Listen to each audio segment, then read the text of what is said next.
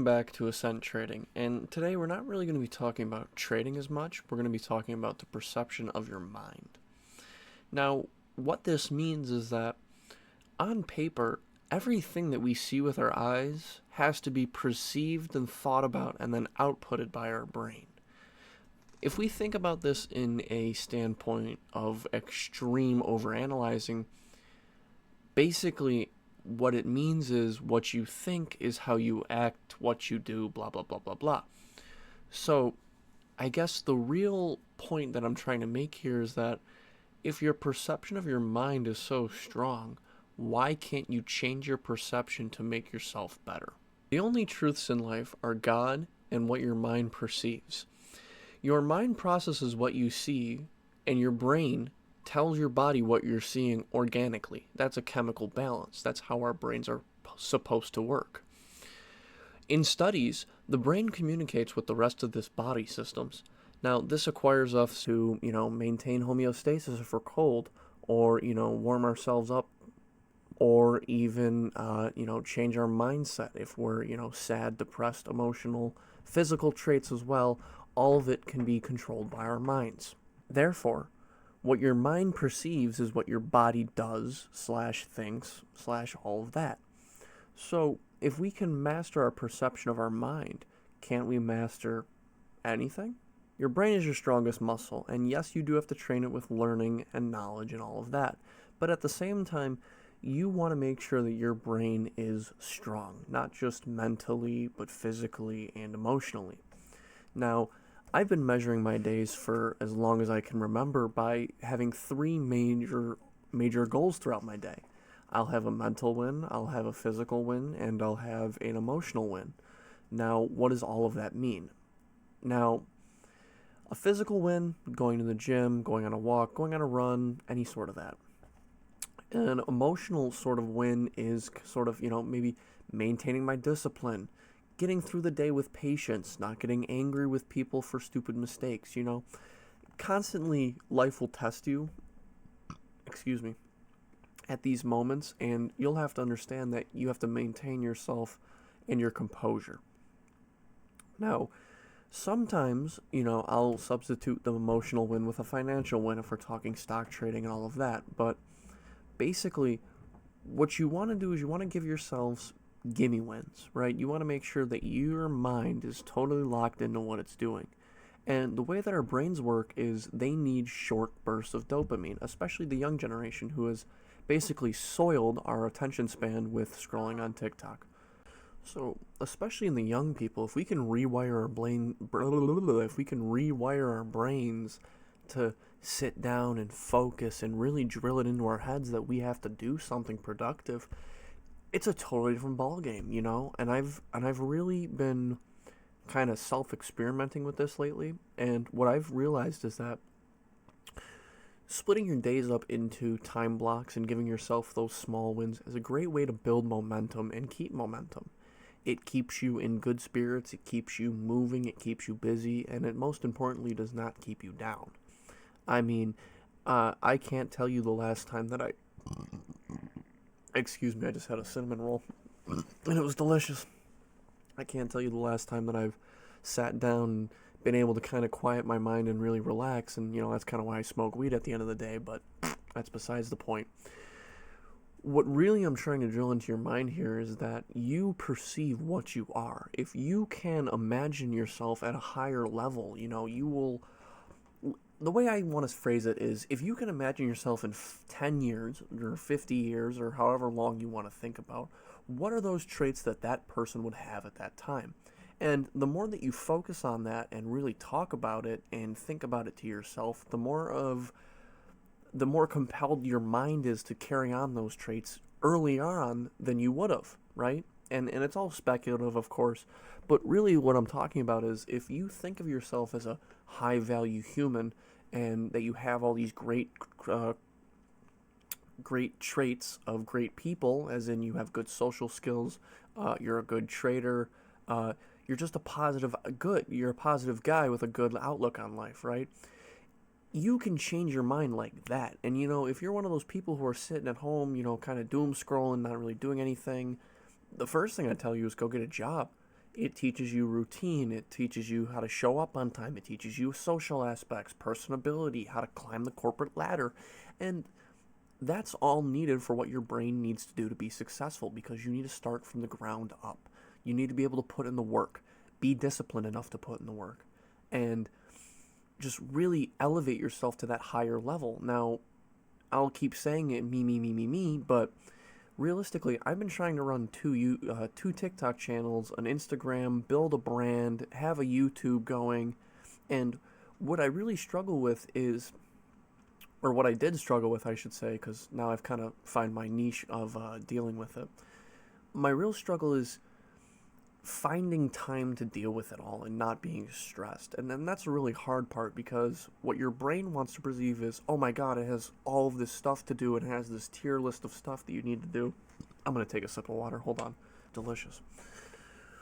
What your brain perceives is, oh my god, I have all this stuff to do, and it's this tier list of stuff that I need to do, and it's just stress on top of stress. But what you really have to realize is that it's not stress. It's a to-do list. It's what your brain needs to do to function and get to that higher level of discipline and routine, elevation and all that. You know, if you smart the way I look at it, right? New Year's resolutions always fall flat within like the middle of February, right? And that makes sense. It's hard to start a new task cold turkey and stick with it for a long time. A lot of people struggle with that. But the way to really build a habit is to give yourself those small incremental wins over time and build the habit slowly. And what's really important to take away here is that you have one option that is cold turkey it right off the rip, stay disciplined, and keep with it, which is hard for most people because it's more of tunnel vision, right? You're focused on one thing and you're really not worried about what's going on around here, right? Oh my god, I have to do this. Oh my god, this needs to be done. Oh my god, I have to keep with my New Year's resolution. No, that is not how you should be. Each resolution or, willingness to get better or anything like that should be simply you wanting to be better, right? So, like, let's say, okay, I want to start eating better because my skincare is shit and I'm fat, right? You're not going to instantly just drop your whole diet and start eating salads and, healthy food. No. That'd be a hard lifestyle change to do. But what you're going to do is instead of having a bag of chips before dinner or before bed, maybe you have a few baby carrots. Or instead of eating that, McDonald's cheeseburger, you get a salad from your grocery store or something. And small little choices like that lead to bigger wins down the line can be so changing for your mental and the way that you think about things. And that gets back into perception. If you can perceive yourself as something better, you will automatically take on those habits. It's just the willingness to put forth the work and get the discipline and have the patience to stick with it long term, right? Training doesn't work for everybody simply because a lot of people can't stick with it. The gym doesn't work for everybody because a lot of people just cannot stick with it. Dieting doesn't work for everybody because people cannot stick with it. If we can rewire our brains to always be disciplined, always be focused, and always be yearning for more knowledge and more know-how and how to do things, we will become better and more successful. Now, some people will hear this or look at you while you're telling them this and be like, oh, you're delusional. You're living in fantasy land. Who cares, right? The real world sucks if you haven't noticed, right? If you live in your head, sure, you might get schizophrenia at some point in your life, but that's down the road. You have to think so beyond. Remember when teachers or your dad or anybody in your life used to say, think outside of the box? This is thinking outside of the box, but the box is your head. You want to think 10 years in the future, right? If you're learning something in school, you're thinking, how is this skill going to help me down the road? And I'm going to be honest, the perfect example I can tell you is geometry and trigonometry, right? Now, I work in the manufacturing field, so my job is constantly made up of math, numbers, trig, measurements, all of that. And in high school, I was like, oh, trig, I'm never going to use this. I'm never going to need it. I use that Pythagorean theorem almost every day. If I didn't learn that skill back in high school, I probably wouldn't be at the job that I'm at now because I wouldn't have that knowledge. So what I'm saying here is that the state of delusion that you're in is beneficial to your knowledge, because what you're doing is you're perceiving yourself as better habits, better thoughts, better mental state. And what you're doing is, when you're down here right now and up here in the future, is as you think more about up here, your brain slowly starts making the steps up to that higher point. And what, again, I'm going to drill into your heads here is, if you can perceive what you want to be, you will become it, right? I never thought that I would find this much success at 20 years of age. I never thought that I would be beyond my years with wisdom and knowledge. And, at some part of me, I kind of look at myself in a third person view and I think, maybe I'm all not that. Maybe I'm not all that. And sometimes it's hard because it's that self doubt in the back of your head, and you kind of have to quiet that. But at the same time, you have to be relevant of it. You have to know what it looks like looking from the outside in. And that kind of helps us with our ego, right? Because if we're acting like assholes because we're so smart and intelligent and all this, and we're rich and all that, it defeats the purpose of the discipline and the focus and the things that we have drilled into our head for success. Because what really matters is, once we get all that success and we become what we want to be, is maintaining it and definitely being humble about it, right? Sure, that, I could go off the chain one day and be like, haha, fuck you, I did all of this and this and this, and you guys haven't done jack at my age. I'm not like that. I'd rather not be like that. That's putting bad energy out into the world, and that'll come back and slap you in the face. I'd rather be humble about my money. I'm very successful in what I've done at my age, but I know that there is more to do. I am never not thinking that I am way beyond my years, that I am majorly successful, that I can take a break and really just kind of relax. No. And I'll be honest with you, sometimes I throw a little bit too much on my plate where, I'm kind of trying to balance all of this, and it feels like purgatory almost, where you can be making good trades, you can be learning things, you can be running social media, you can be trying to build a business, and it really can be going nowhere. You can't be making money, you're not gaining followers, you're not gaining any sort of support, or selling a product or anything like that. But what's important there is consistency. You show up every day, you post that video, you make the trade, you take the deals on the products that you're selling, and all that is taking action against what your mind is telling you. And taking action is another point that we can use to completely rewrite our brain, because a lot of people will say, oh, I don't want to start this yet because I have the fear of failing. And you just can't be like that. You have to take the risk. And I'm pretty sure I've said this before.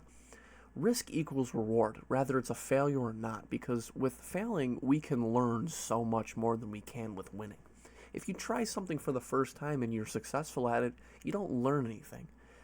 There's no teaching method there, and it's hard to maintain that sort of momentum in an environment where you're constantly successful. Now, I'll get a little personal here, and I'll talk about, kind of how I rewrite my brain and all that. I'm trying to balance a lot. I'm trying to, and you're not really supposed to do this. I would say, if you're ever going to try and build a social media page or a following, definitely do one at a time. Focus on TikTok, Instagram, or YouTube only, and then kind of build off of that. I'm trying to do all three at once, which is very difficult to do, and it's a lot to film and deal with and all of that. But what's really kept me grounded is that I've been able to accomplish so much in such a small amount of time. The fact that I've posted every day since the first, and I've been able to sort of gain a following, not a huge one, but definitely gain some sort of support for my content. That's a win in itself, and I'm very proud of that, and I'm very proud that I've stayed consistent with it this long. And simple wins like that, in my mind, are what's going to really drive me forward to keep going.